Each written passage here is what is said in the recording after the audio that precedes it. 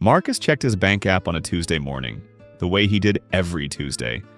Not because he had a plan, because he needed to know how bad it was. 34 years old, 2 jobs for the last 3 years, the kind of schedule that leaves calluses on the inside, and the number on the screen hadn't moved in 8 months. Not really. A little up, a little down, same gravitational orbit around the same anxious ceiling. There was a 401k somewhere. He'd signed the paperwork in 2019, chosen the default option because nobody explained the other ones, and then mentally filed it under something I'll deal with when things stabilize. Things hadn't stabilized. He closed the app. Opened it again. Closed it. If you recognize this moment, not the specific number, but the specific quality of that closing, then what you're about to hear isn't financial advice. It's not a list of 5 things you're doing wrong. It's something stranger than that. It's the reason why Marcus, who is not reckless, who is not stupid, who works harder than most people he knows, experiences that particular Tuesday morning feeling once a week, every week, and can't seem to stop. There's a name for it. The name is the Future-Stranger Anomaly.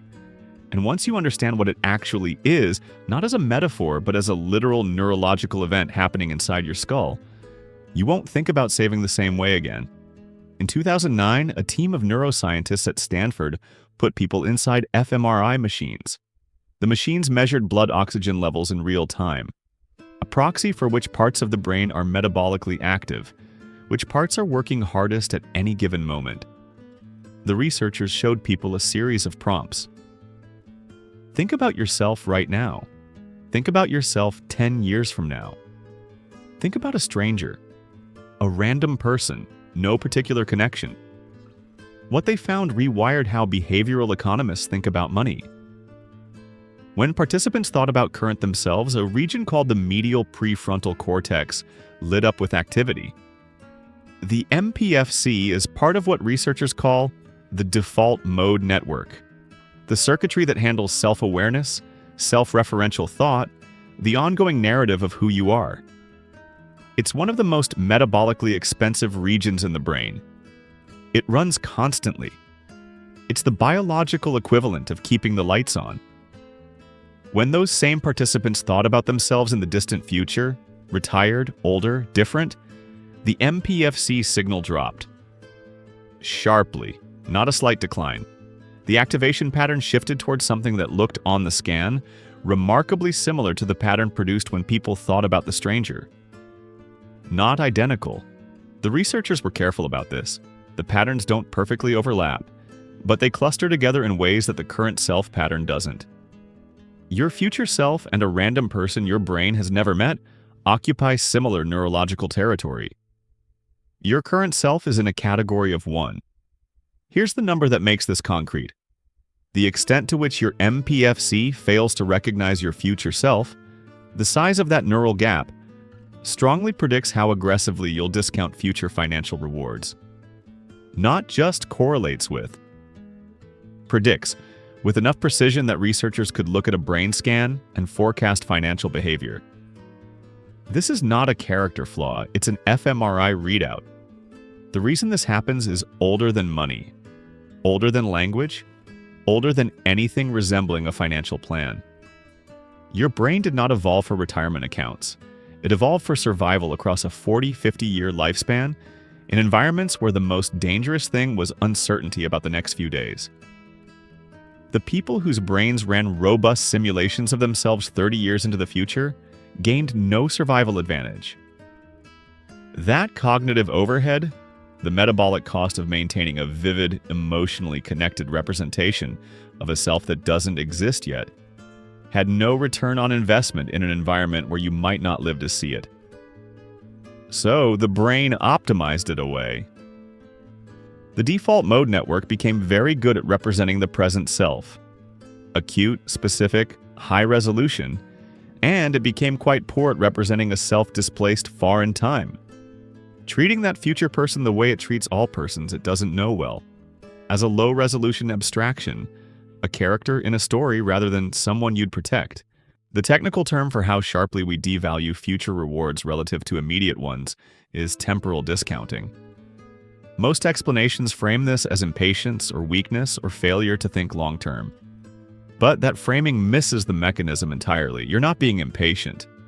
Your brain is doing exactly what it was built to do, protecting a high-resolution self and treating a low-resolution stranger's money problems as someone else's concern.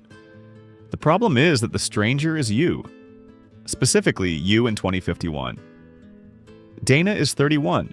She works in healthcare administration. She's the person in her family who figured things out, who moved to a city, who got the degree, who built something. She contributes to a retirement account.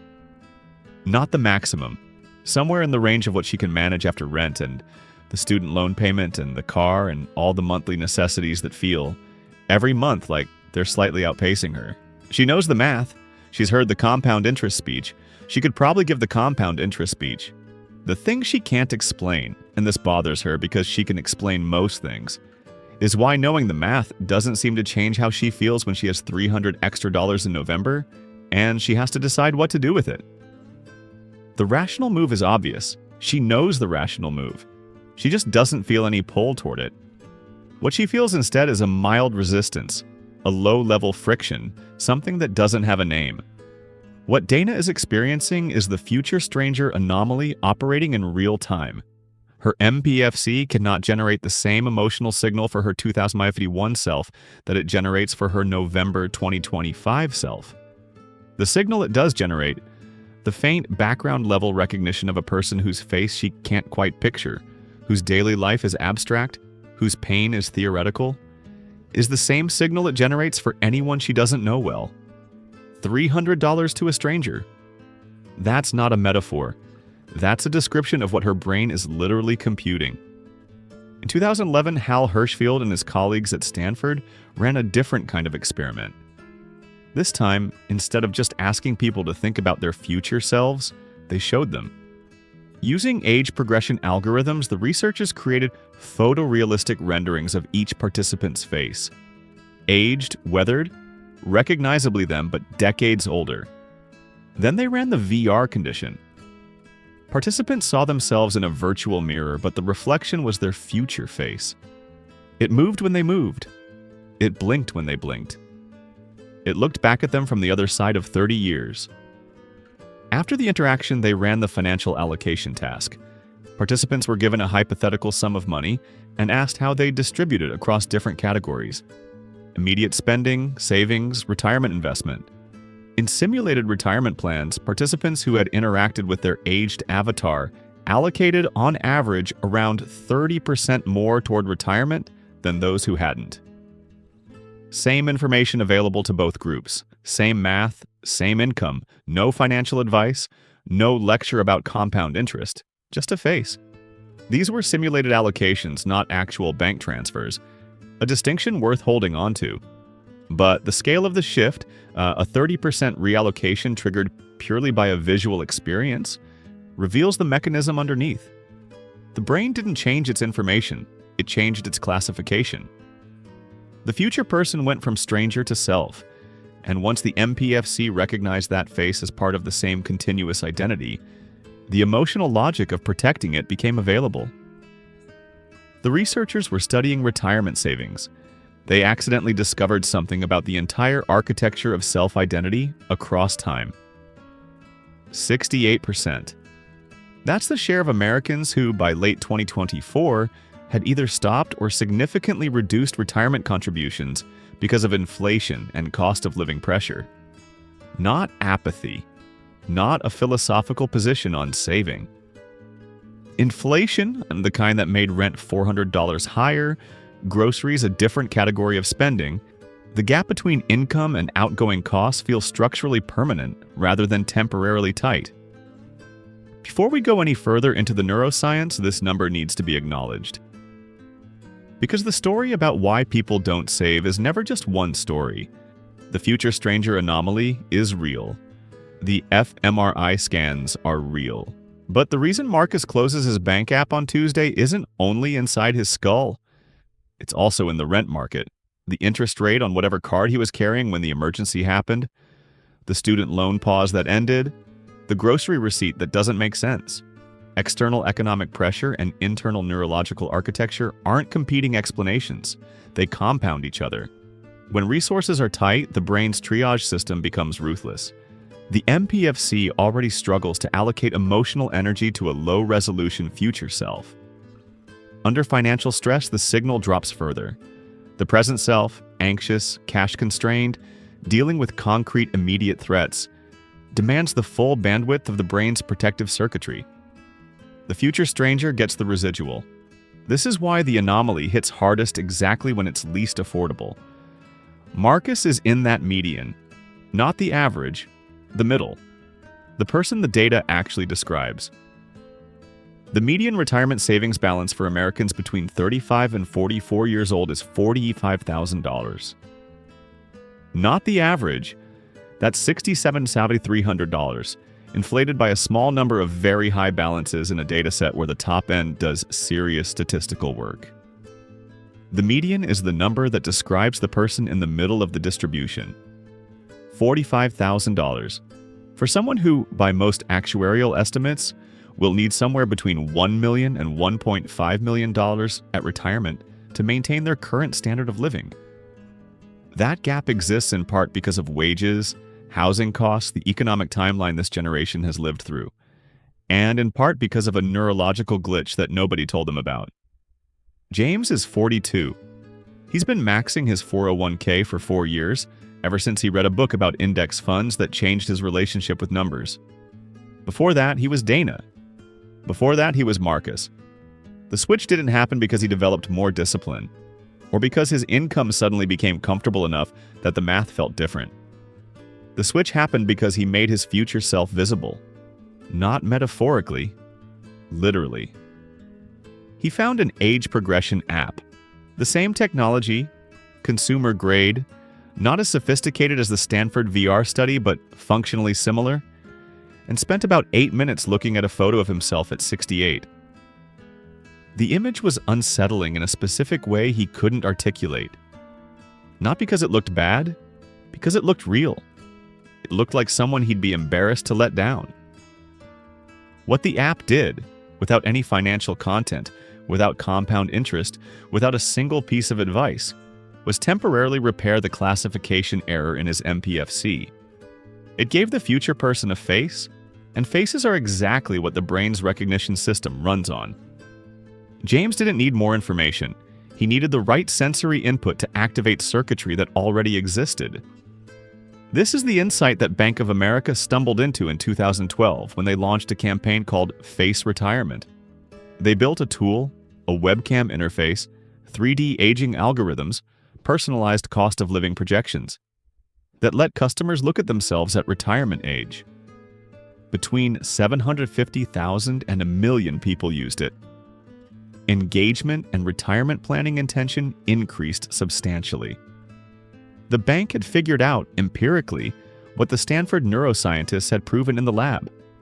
Charts of compound interest activate the analytical cortex, which is slow and often overridden by emotional systems. A face activates something older, faster, and far more persuasive. They weren't selling a financial product. They were essentially running a repair intervention on the default mode network. Here's a fact that has nothing to do with what you just learned, until it suddenly has everything to do with it. Psychologists have documented something called the temporal Doppler effect. It describes a consistent asymmetry in how people perceive distances in time. Events in the future feel psychologically closer to the present than events equally far in the past. A month from now feels nearer than a month ago, even though the calendar distance is identical. Your brain treats time the way an observer treats a moving object. The future is rushing toward you. The past is receding. And because the future feels closer, more imminent, more pressing, it should in theory feel more real, more urgent, more worth acting on. It doesn't. And the reason it doesn't is the Future-Stranger Anomaly running simultaneously. Time feels close. The self in that time feels distant. You can perceive the train coming, you just can't recognize the passenger. There's a 2021 study from Dartmouth that captured the other half of this. researchers found that the brain literally loses resolution on the self as temporal distance increases, not figuratively blurs, measurably reduces the specificity, the detail, the pixel density of its own mental representation. The more years between now and the future self, the fewer distinct identity markers the brain constructs for that person. They called it temporal self-compression. The future self isn't just unfamiliar, it's also low definition, rendered at a fraction of the detail the brain applies to the present self. So the train is coming toward you very fast, but the face in the window is a smear of gray. You don't lean out of the way for a smear. Thaler and Benartzi didn't have fMRI data. They had something more useful: observation. They watched what happened when companies tried to enroll employees in retirement savings programs, and they noticed a consistent pattern. People liked the idea of saving more. They agreed that saving more was the right decision. They intended to start saving more. And then they didn't. The standard interpretation was discipline failure. People couldn't follow through on their own intentions.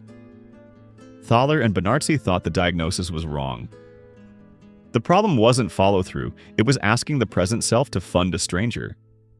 The present self, the one with the acute MPFC signal, the high-resolution identity, the immediate needs and the real-time anxiety, was being asked to take money from its current income and hand it to someone with a much weaker claim on its emotional attention. That creates pain. Specifically, it activates loss aversion. The psychological asymmetry documented extensively by Kahneman and Tversky, where losses are felt approximately twice as intensely as equivalent gains. Taking money from your paycheck today isn't neutral. It registers as a loss experienced by the real, present, fully loaded self. So Thaler and Benartzi changed the structure. They didn't ask people to save more now. They asked people to commit in advance to saving a portion of their future raises. The ask was, next time your salary increases, we'll automatically redirect some of the increase into retirement savings before you ever see it in your paycheck. Not your money now. Future money. The money of the slightly more distant self, handled by the present self on behalf of the even more distant self. 78% of the people invited to join agreed. Over 40 months, their average savings rate rose from 3.5% to 13.6%. Nearly 4 times. Nobody developed more discipline. Nobody overcame their nature. The architecture was rebuilt so that the present self was never asked to experience a loss. The MPFC never had to generate grief over departing resources. The future person's money funded the even more future person, and the present self filed it under not my problem. The program is called Save More Tomorrow. Thaler won the Nobel Prize in Economics in 2017. The behavioral economics community treats it as a landmark case study. Most people who aren't behavioral economists have never heard of it. Elena is 26. She graduated 2 years ago into a job market that offered less than she'd been promised and more stability than she'd feared. She has $600 in a savings account she calls her emergency fund, though she knows it wouldn't cover 2 weeks of an actual emergency. Her company offers a 401k match, 50 cents on the dollar, up to 6% of salary. She contributes 2%.